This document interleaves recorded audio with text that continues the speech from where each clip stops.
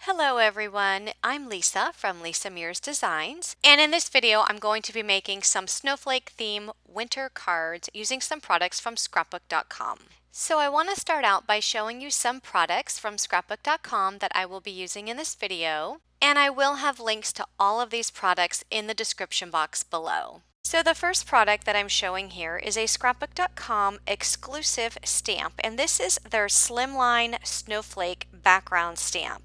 This is a brand new stamp to Scrapbook.com, and it is a large snowflake background stamp that will fit on a slimline card front. So the actual snowflake background portion of this stamp, it measures 3.5 inches by 8.5 inches. And the sentiment ho ho ho is a separate sentiment stamp, and that measures approximately 2 3/8 by 3 1/4. And you can see how large these letters are, and there's also some fun designs in the letters. So some of them have dots and others of them have little leaves with the little hearts inside. So a very large sentiment that can be used in conjunction with this background stamp. I'm also going to be using this Scrapbook.com Snowflake Stencil. It is a 6x8 stencil, perfect for your winter cards or scrapbook layouts. I will also be using the Scrapbook.com vintage type lowercase alphabet stamp. There are also some symbols there at the bottom of that stamp set, and this is perfect if you have a sentiment but not quite the stamp set that says perfectly what you want to say. You can always create your own sentiment with these alphabet individual letter stamps. I'm also going to be using the Scrapbook.com smooth cardstock.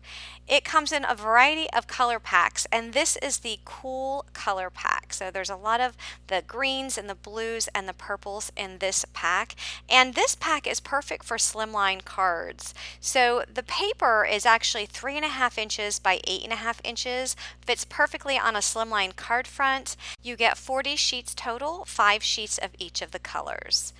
And here is a pack of Scrapbook.com Nina Solar White Ultra Thick Slimline Cards and Envelopes. It is a 10 pack. You get 10 of each. So you get 10 envelopes as well as 10 card bases, and these are slimline size. So they measure 3.5 by 8.5 inches, and they are 110-pound paper weight. So it's perfect for your slimline card bases, and then you have the envelopes that are included. These scissors are brand new to Scrapbook.com, and they come in two different sizes. They come in the 4-inch and the 5-inch, and these are the 5-inch scissors. These are stainless steel scissors, and I did use these making some cards in this video, and I was able to cut through adhesive, and I did not get any adhesive stuck to the blade, which was awesome. I'm also going to be bringing in some Scrapbook.com white pigment ink, as well as the metallic frost ink pads, and the Scrapbook.com ink blending tools, which have this Velcro attached to the bottom of them, and the foam daubers come off so that you can change them out when you're wanting to use a different color ink. For my first set of cards, I'm going to be making these slimline cards using the Scrapbook.com Snowflake background stamp. So I'm also using my Misty because when I'm using a background stamp, I want to be sure that I get a good impression. So using the Misty or any other stamping platform, it just helps with that. I did use some tape and just put it at the back of that cardstock, and I'm just inking up this stamp using some of the white pigment ink from Scrapbook.com. I want you to notice that I placed that paper right at the 5-inch mark, and then that will allow me, just so that I know if I want to continue to make multiple cards like this, that I can leave my stamp on my Misty door, and I can just replace the paper and just make sure that each color that I want to stamp out is placed at that same 5-inch mark. I don't show it here on the video, but that's how you can go about it if you want to make multiple cards. Just continue to place the paper at the same position in the Misty. So you can see here what the background looks like without adding some embossing powder. It's a little bit lighter. It still shows up. You don't need to use the embossing powder, but I just wanted to give this a little bit of a brighter white color. So I just sprinkled some white embossing powder over top of that ink. Now the white pigment ink, because it is a pigment ink, it does take a little while to dry. So that allows me to actually put on some embossing powder over top of this background. The embossing powder will stick to the ink, and then I'll just take my heat tool and I will run it over the top. It will take just a little bit to heat emboss all of this because it's such a large background. So I'm just going to speed through this process and you can see what the finished product looks like. Next, I take some of that white pigment ink and I stamp it onto an acrylic block. I spritz it with water and then I'll take a paintbrush and just dab the edge of the paintbrush into that paint mixture and I'll just flick it on to that card front. And that just gives a little bit of a paint splatter look, which makes it look like falling snow. And if you want to handle this card front right away, you'll want to make sure you take a heat tool and dry it. Otherwise, you can just set it aside and let it dry on its own. Next, I'm going to start working on the sentiment. So I take the same color cardstock and I place it in my MISTI and place the stamp Ho Ho Ho on top. And I'm going to use the same white pigment ink to ink that up. And then I'm going to stamp that down on that cardstock. Press that down really well. And then I'm going to put some white embossing powder over the top of that. And then I will take my heat tool and I will heat set that embossing powder. And just like with the snowflake background stamp set, using the embossing powder, you don't have to use it. It just gives a brighter white look to the stamp set. So I cut down the sentiment to 2 5/8 by 3 3/8. I also have a piece of the lighter green cardstock and that measures 2 3/4 by 3 1/2. And then I have a piece of white cardstock that measures 2 7/8 by 3 5/8. So next I'm just going to apply all these layers together. So I'm going to add the Ho Ho Ho to the top of the green layer and then that will be added to the top of the white layer. I also cut down 3 strips of the same light green cardstock that I used in this sentiment piece, and those strips measure 1/2 inch by 3 1/4 inches. And mine show a little bit longer than 3 1/4 inches, but eventually I will cut those down, just snipping off the excess on that snowflake pattern cardstock. Now I do want to mention that I did trim down my snowflake panel to 3 1/4 inches by 8 1/4 inches. So I'm just laying down those 3 strips of cardstock in the center of that snowflake panel. They're going to go right underneath the Ho Ho Ho sentiment. So I'm just trying to measure out to make sure everything is centered before I glue them down. And since my strips were slightly larger than that panel, I did just flip that over and just trim off the excess. So here I'm going to go ahead and add some double-sided foam adhesive. This is the Scrapbook.com double-sided foam adhesive. And I'm just going to add several strips to the back of this sentiment panel. And once I have all of those strips on there, I will add this to the front of that card front. I'm going to take a large piece of the Slimline cardstock in the same green color that I used for the strips underneath the sentiment. And that light green paper I cut down to 3 3/8 by 8 3/8, and I just added the snowflake paper to the top of that, and then I'm going to use some tape and then add that to one of the Slimline card bases from Scrapbook.com. I'm going to take my pops of color in the seafoam and I'm just going to add them to the centers of the snowflakes on the front of this card just to add a little bit of dimension to it. And when you're using the pops of color, just squeeze out a little bit. They are wet. They will take a little while to dry, and I just suggest laying your card flat and letting it dry overnight just to be sure that they're completely dry before you handle your cards. So here are 3 cards that I created just using different colors. So you can see that this one is using the dark purple and then the lighter purple. So you can see the light purple underneath as well as with the strips there. And then here are the blues that I used from this paper pack. So I have the darker blue and the lighter blue. Again, you can see all of those pretty colors and you can make a whole bunch of cards using this method and using all of the different colors that are in that paper pad. For my next card, I'm going to show you how you can make this A2 size card using the same background stamp that we used in the previous card.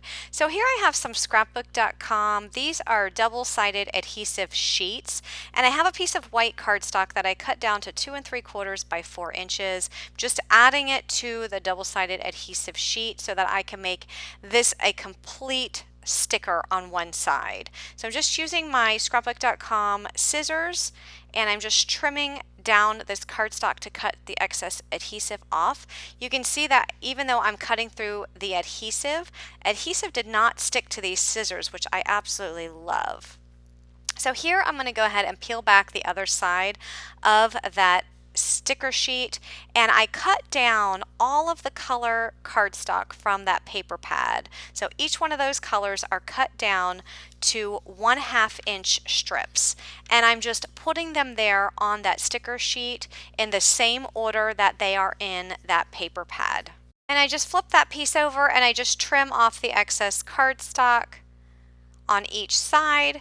And then I'm going to take that piece of cardstock, put it in my MISTI. I'm just putting some adhesive tape there on the back to hold this piece down, because the stamp is actually larger than the actual piece of cardstock. So I wanted to make sure I had it held down with the adhesive so it didn't move. So I go ahead and add the background stamp, ink it up with the same white pigment ink. I'm just inking up the middle. I don't need to ink up the whole thing. And then I'm going to stamp that down right onto that cardstock. Now with this particular card, I'm not going to do any heat embossing, so there will be no embossing powder. I'm just going to use the lightened image in the background. So I do ink it up just a few times and then press that down really well just to give a little bit darker impression. And because that pigment ink stays wet just a little bit longer, I do take my heat tool and I just run the heat tool over that just to speed up the drying process. So I put that piece back in my MISTI, and I take the ho ho ho sentiment, place it on top just to position it in the center, close the door on my MISTI, and I will ink that up with a dark black ink. This is a VersaFine black ink. And I'm going to go ahead and press that down really well. And I'm going to ink it up one more time and just press that down just to make sure I get a really black impression. So I wanted to soften up the edges of that cardstock layer. So I'm just taking some of the white pigment ink, putting it on my foam dauber there, my ink blending tool. And I'm just inking up the edges, just putting a little bit of white. You can barely see it, but it does soften up the edges just slightly. And to make that panel really stand out, I cut a piece of black cardstock down to 2 7/8 by 4 1/8, and I just put some tape there on the back and add that ho ho ho panel right to the top of that black cardstock. Next, I'm going to take the Scrapbook.com double-sided adhesive foam strips and layer up those strips on the back of that panel just to give it some dimension on top of my A2 size card front. Next, I'm going to take these silver adhesive gems and I'm going to place them on these little dots that are here on the top corner of this stamped image. Also on the little designs, there's some dots that are in the actual words ho ho ho, and I think that just gives it a little bit of sparkle. So I do that for all of those little dots on that card front. So that's how you can use your large background stamp and use it on not only a slimline card, but on a smaller card, in this case an A2 size card. So I'm going to be making one more card with you today, and that is another slimline card using this Snowflake Stencil from Scrapbook.com. I have a piece of black cardstock that I cut down to 3 1/8 by 8 1/8, and I'm going to use some pixie spray and just spray it on the back of my stencil. And the pixie spray will allow it to stick to that cardstock, but it will not rip the cardstock. That's important to know. So it will come off easily, and you don't actually have to apply tape to hold the stencil down.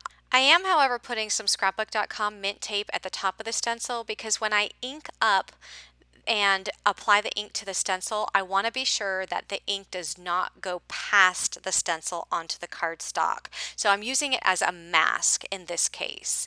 So I am using the Scrapbook.com metallic ink. This is also a pigment ink, so it does stay wet just a little bit longer, which again, if you want to handle your cardstock right after, you'll just have to either use a heat tool or just let it sit to the side and then wait for it to dry so that the ink doesn't smear.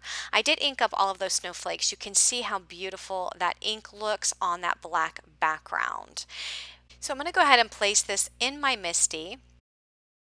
And I'm going to bring in the Scrapbook.com vintage type lowercase alphabet stamp set. I am using a powder tool just to put on this cardstock here at the top so that when I do some heat embossing, the embossing powder doesn't stick to it. I am using some of the mint tape just to place a solid line of tape across where the solid black is, and then the stencil starts because I'm trying to line up these letters, and I'm just creating my own sentiment. The sentiment is going to be winter wishes, so I'm just putting those down on that cardstock, just trying to make sure that they are straight as they can be, and then I'm going to ink them up with some of the white pigment ink. I'm not using the metallic ink on this portion, I'm using the white pigment ink because I am going to emboss it with the white embossing powder. Now if you wanted to use the metallic ink you could, and you could still do the white embossing on top, no big deal. Because they are both pigment inks, they will still hold the embossing powder. So I sprinkle the white embossing powder right over the top of that sentiment. Probably should have taken that tape off first. Nevertheless, I do end up taking it off before I do the heat embossing. And I do want to mention, try just to sprinkle that embossing powder over top of the sentiment only. If your snowflake is still wet from the ink and you get embossing powder over it, it will stick. So you want to make sure that if you happen to get it on there, that your snowflake is completely dry before doing the embossing. And because I didn't work fast enough trying to switch out these letters and stamp out the sentiment, I had a few gaps where the embossing powder did not stick. So I'm just coming in with a white gel pen and just going over top of it just to kind of fill in those gaps, which is no big deal. I take some of the silver ribbon from my stash and I just cut it down to size. I am going to put it there where the sentiment and the stencil background are separated, and I'm just going to add some of the 1/4 inch Scrapbook.com double-sided tape just to keep that down. And then I'm going to add some of those little silver adhesive gems to all of those little dots on the snowflakes, and I'm going to do it throughout all of those snowflakes just to add some sparkle to this card front. I'm going to take another piece of ribbon and tie it in a bow and just snip off those edges to make them in a diagonal. I will use a glue dot on the back center of that ribbon to attach it to the card front. And then once that's added, I'm going to turn this over and just add some more tape, some more of that double-sided tape to the back of this card layer. Peel off the backing, and I'll add that to one of those Slimline card bases from Scrapbook.com. So again, these are pre-measured and pre-scored Slimline card bases and envelopes. So here is one of the envelopes that also comes with the card bases in the 10 pack. And I'm just taking that Snowflake stencil and some black ink, and I'm just stenciling on some snowflakes onto the envelope. I'm also using some of the Scrapbook.com mint tape, and I'm just using it as a mask here so that I don't get ink on the envelope where I don't want it. You can see how that ink, when I go over that stencil, it actually appears on that mint tape. If I didn't have that tape there, it would actually be on the white part of the envelope, and I definitely don't want that.